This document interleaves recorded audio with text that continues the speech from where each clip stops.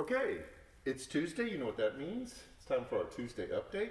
I don't normally do it here, but the sun is coming in this window, and as cold as it is outside, this feels great. So, a couple things to bring to your attention. First of all, I want to thank you for your generosity this fall with all of the challenges we placed before you to be the hands and feet of Christ in our community. Back at the beginning of fall, we asked you to contribute school supplies for our backpack program. We completed that. We filled all the backpacks with your generosity and were able to take them to the two Burwell schools. Around Halloween, we realized that a lot of kids wouldn't be able to have a normal trick-or-treat experience, so you donated candy. And we put together gift bags of candy and some other material and took that to all the children that are connected with the New Community Church because of your generosity. And then now we are finishing up our Christmas gifts for children that come through our food pantry and through Burwell, and then a few in our church, so they can have a great Christmas. And you took tags, you took them all, they're all accounted for, and the gifts are starting to come in now, and we thank you for that. This Sunday, the 6th, if you can, we'd like for all of the gifts to be brought in. You can bring them in during the week, during office hours, or you can just bring them on Sunday when you show up in person. But I brag on you to other churches, like how great our church is because of all that you've done. And I can't thank you enough for your generosity. I know money is tight. We're making cuts here and trying to take care of some things. Got someone working to fix a problem out there. And some of you are unable to give because of that. And we understand that. We recognize that everyone is tightening their belt a little bit. But if you're able, and if you're a little bit behind for the year, we'd like to encourage you to catch up with your giving to the church so we can take care of some things before the end of the year. But again, thank you for helping us keep going through a very long shutdown experience. Two other opportunities, if you're interested, that you can serve in the community. We've posted them both on Facebook. One of them is to serve at the local warming center in town, where people who find themselves homeless can go when the temperatures drop like they have been. If you would like to help volunteer, the contact information is on our Facebook page.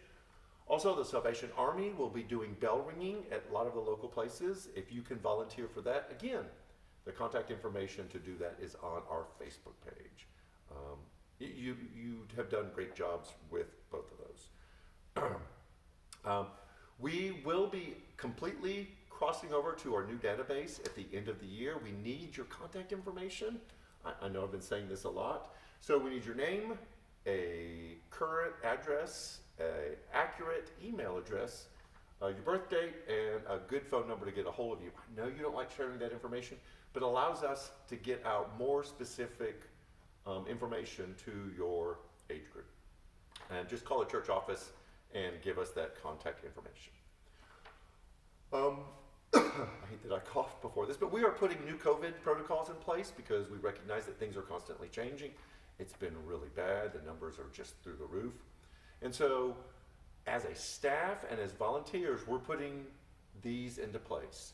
That if you have been exposed to someone who is COVID positive, we're asking if any one of these three criteria have been met. That you've been within 6 feet of each other for more than 15 minutes, or you were together and didn't have masks. You only have to satisfy one of those. We ask that you would not show up in person here for 14 days. We suggest that you quarantine. That's what we're doing as a staff. But we're putting those in place because we've got to protect our praise team and our volunteers and our tech team and all of those who are part of bringing you as much regular church as we can. So it's just to bring that to your attention. The last thing, tomorrow night is the first Wednesday night of the month.